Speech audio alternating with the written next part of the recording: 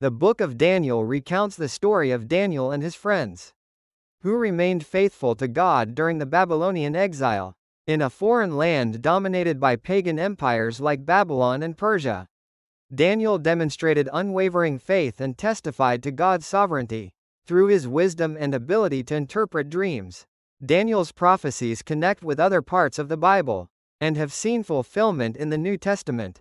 For instance, Daniel 9:24-27 speaks of the Anointed One, foretelling the coming of the Messiah, Jesus Christ. This prophecy finds its fulfillment in Jesus' ministry, death, and resurrection, which brought an end to sin and established eternal righteousness. The historical context of Daniel is one of despair. The destruction of the temple and the exile of the Jewish people to Babylon left them questioning God's presence and promises. Yet, Daniel affirms God's sovereignty even in captivity. Before King Nebuchadnezzar, Daniel declares, he changes times and seasons. He deposes kings and raises up others. Daniel 2:21. This proclamation reassures us that God is the ultimate ruler over all earthly powers. God's heart shines through the stories in Daniel. He is not just a God of judgment, but a loving and sovereign protector of his people.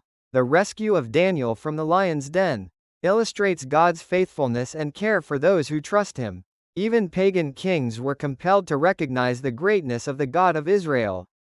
The Holy Spirit continues to speak through Daniel's story today. He calls us to remain faithful to God in the face of trials and trust in his sovereignty over every circumstance.